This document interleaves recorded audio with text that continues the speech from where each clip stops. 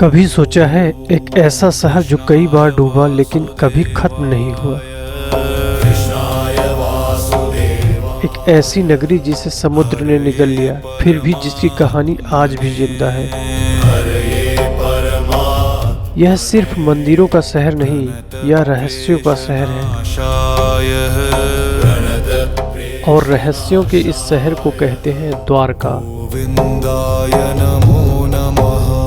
तो आइए इस शहर को करीब से जानने की कोशिश करते हैं।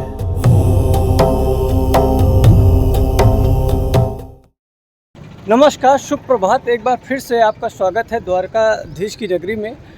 हम हैं द्वारकाधीश के मंदिर के गेट पे। द्वारकाधीश जी को किंग मांगते हैं यहाँ का, और ये हमारे द्वारकाधीश मंदिर है सामने टेम्पल। जय द्वारकाधीश। कहते हैं सबसे पहले द्वारकाधीश ने ही इस शहर को बसाया था और इस शहर के हृदय में आज भी द्वारकाधीश मंदिर है। वर्तमान में यह मंदिर 2500 वर्ष पुराना है।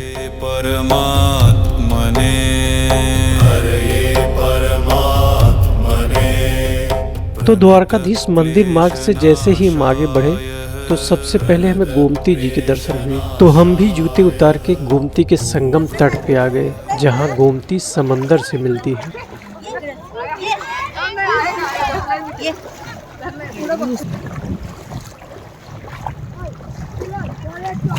तो भैया ये गोमती रिवर है, इसको पार करके पैदल ही पार करना पड़ता है। क्योंकि ये जो सामने ब्रिज दिख रहा है इसको सुदामा सेतु कहते हैं। ये फिलहाल अभी कुछ दिन के लिए बंद किया गया है और सारे लोग जो है इस नदी से होके आते हैं।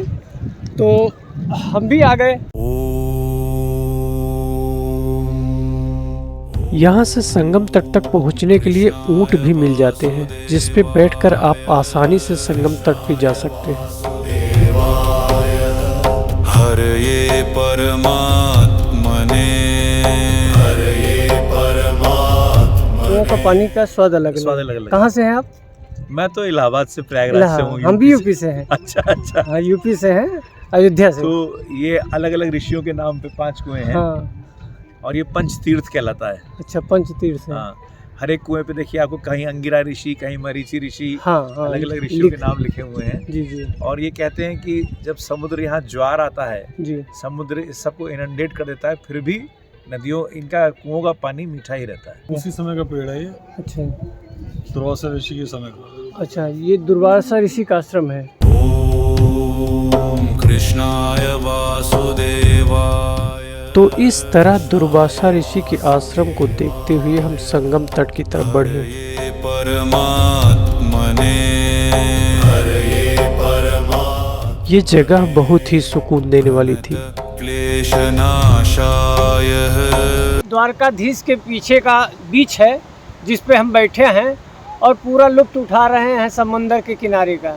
शाम के 7:30 बजे हैं और यहाँ पे अभी इतना उजाला है कि आप हमें देख सकते हैं, जबकि यूपी में अंधेरा हो गया है। 7:30 बजे एकदम घनघोर अंधेरा। प्रणत क्लेशनाशाय। शाम होते होते संगम तट धीरे धीरे दर्शनार्थियों से खाली होने लगा। नमो नमः। तो हम भी द्वारकाधीश के दर्शन के लिए यहाँ से निकल पड़े।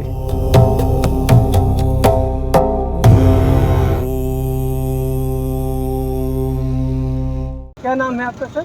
नरेंद्र। नरेंद्र। तो नरेंद्र जी, हमें ये बताइए, ये गोमती नदी जो यहाँ से गुजर रही है द्वारकाधीश के बगल से, ये नदी एक तो उत्तर प्रदेश में गोमती है, वो वाली गोमती है या दूसरी गोमती है? नहीं, ये दूसरी वाली गोमती है। और जो ये गोमती है वो मूल गोमता से निकलती है और डायरेक्ट समुद्र में मिलती है। कृष्ण जी ने यहाँ पे 125 वर्ष राज्य किया। हाँ, 125 साल राज किया। करज था, उसको समुद्र को बोला कि ये मेरे करज में ये द्वारका रख। द्वारकाधीश जी के दर्शन करने के लिए आगे बढ़ रहे हैं। इसी के साथ हमारे एक दोस्त मिले हैं। क्या नाम है आपका? जय श्री कृष्णा। जय श्री कृष्णा, जय द्वारकाधीश। चूँकि देर शाम हो जाने के कारण द्वारकाधीश मंदिर में बहुत ही आराम से हमने दर्शन किए। कोई ज़्यादा भीड़ भाड़ नहीं थी।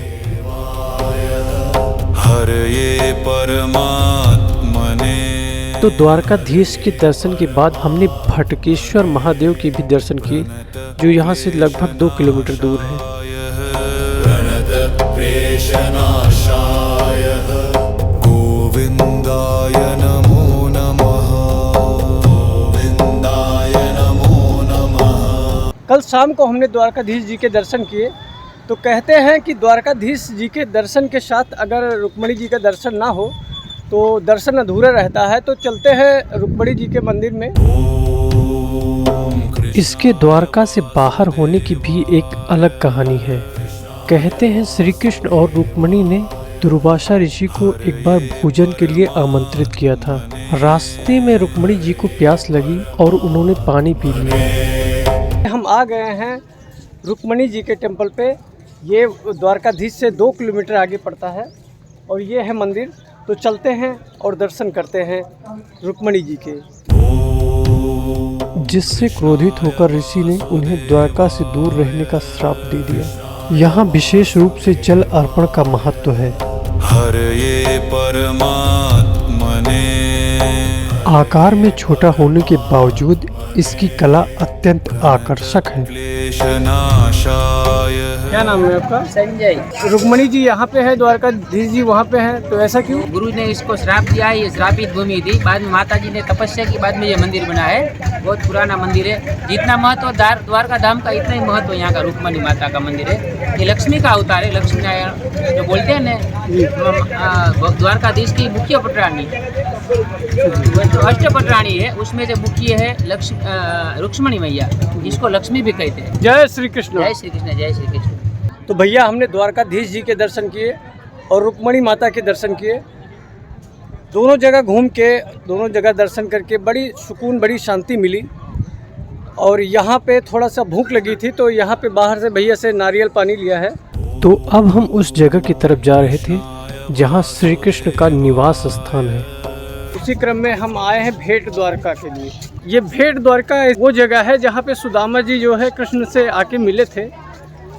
और सुदामा जी चूँकि कृष्ण के मित्र थे, तो ये वही जगह है जहाँ पे हम जा रहे हैं। क्योंकि आज के टाइम में वो एक आइलैंड है और उस आइलैंड पे पहुँचने के लिए बोट का सहारा लेना पड़ता है। तो यहाँ पे देखिए समुद्र के किनारे पहुँच गए हैं। ओम कृष्णाय वासुदेवाय। भेंट द्वारका जाने के लिए लोग नाव के लिए लाइन लगाकर खड़े थे। एक नाव आती और उसमें जरूरत से ज़्यादा लोग चढ़ जाते। तो इस तरह हमने 2-3 नाव छोड़ दी। तो भाई साहब नाव में तो बैठ गए हैं किसी तरीके से, लेकिन एकदम भीड़ है यहाँ पे। और जो जहाँ पा रहा है वैसे खड़ा होता रहा है। इस नाव में ओवरलोड हो जाती है, ओवरलोड। नाव के थोड़ा आगे बढ़ते ही पंछियों का झुंड नाव के पीछे पीछे खाना खाने के लिए दौड़ रहा था। लोग बड़े चाव से इन्हें खाना भी खिला रहे थे। वो भी इतने निडर थे कि हाथों से खाना लेकर उड़ जाते। हरये परमात्मने। हरये परमात्मने। प्रणत। द्वारका से भेंट द्वारका की दूरी लगभग 35 किलोमीटर की है। उसमें से ये 2 किलोमीटर जो नाव में बैठ के जाते हैं उसका अलग ही रोमांच है।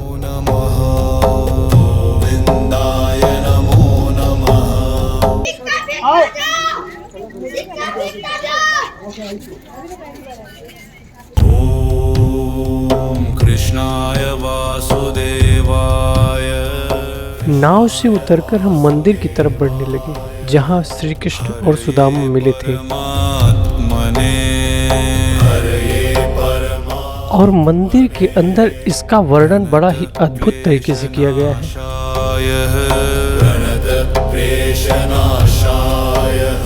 तो भैया भेंट द्वारका में आके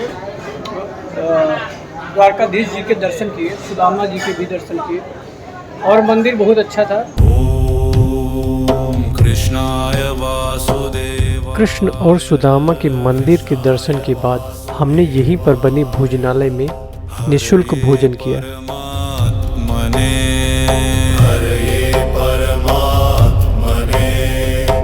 तो मंदिर में दर्शन करके इस हॉल में आ गए हैं। ये यहाँ पे हम जो है मंदिर का प्रसाद ग्रहण किए हैं, जो बिल्कुल निःशुल्क है। कोई भी आके यहाँ पे प्रसाद ले सकता है। तो चलिए एक बार उधर ही से चलते हैं और आपको दिखाते हैं, उसके बाद जूते पहनते हैं, फिर यहाँ से आगे बढ़ते हैं। ओम कृष्णाय वासुदेवाय। यार हमारा लो अच्छी तरह से यूट्यूब में फेमस हो जाए, है कि नहीं सर? तो भैया भेंट द्वारका में दर्शन करने, घूमने और प्रसाद खाने के बाद अब आ गए हैं एक बार फिर से समंदर के किनारे, और यहाँ से फिर से पकड़ेंगे बोट और चलेंगे मेनलैंड ऑफ इंडिया, मतलब द्वारका की तरफ। तो एक बार फिर से नाव में बैठ गए हैं उस पार जाने के लिए। ओम कृष्णाय वासुदेवाय। आस्था और इतिहास के लहरों में बसी द्वारका एक शहर नहीं है, एक जीवित कहानी है जो श्री कृष्ण के समय से जुड़ने का एहसास कराती है। हमारी कोशिश यही थी कि हम द्वारका के सभी पहलुओं को इस वीडियो में दिखा सकें। आशा करते हैं कि आपको वीडियो अच्छी लगी होगी।